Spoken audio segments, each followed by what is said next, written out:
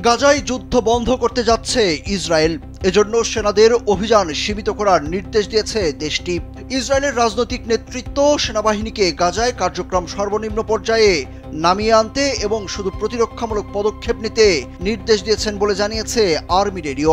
এর অর্থ হলো গাজা সিটি দখলের অভিযান আপাতত বন্ধ রাখা হয়েছে। এটি মূলত মার্কিন প্রেসিডেন্ট ডোনাল্ড ট্রাম্পের শান্তি পরিকল্পনার প্রথম ধাপ বাস্তবায়নের প্রস্তুতির অংশ।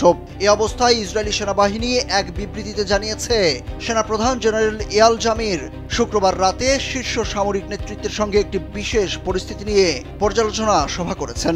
জীবন অবাক না করলে কে করবে? 28% মিল্ক ফ্যাটের অবাক করার সাথে ফ্রেশ মিল্ক পাউডার। জীবন অবাক করুক প্রতিদিন। রাজনৈতিক নেতৃত্বের নির্দেশ অনুসারে সেনাপ্রধান জিম্মিদের মুক্তির লক্ষ্যে ট্রাম্পের পরিকল্পনার প্রথম ধাপ বাস্তবায়নে প্রস্তুতি জোরদারের নির্দেশ দিয়েছেন। এদিকে ফিলিস্তিনের গাজা উপত্যকায় চলমান সংঘাতের অবসান ঘটাতে গুরুত্বপূর্ণ পদক্ষেপ নিতে যাচ্ছে ফিলিস্তিনি গোষ্ঠীও।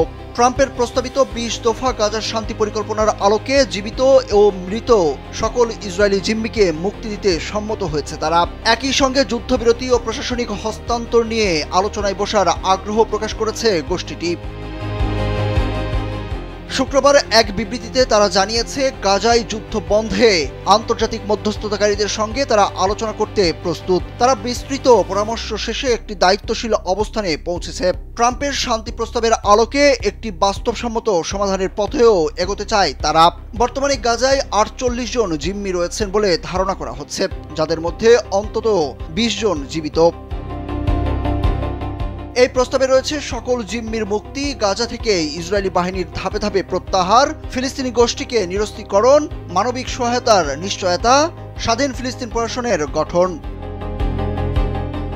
ফিলিস্তিনি গোষ্ঠী জানিয়েছে, তারা প্রশাসনিক দায়িত্ব একটি স্বাধীন ও জাতীয় ঐক্যমত্য ভিত্তিক ফিলিস্তিনি সংস্থার কাছে হস্তান্তরে প্রস্তুত, যদি এটি আরব ও ইসলামী দেশগুলোর সমর্থন পায়।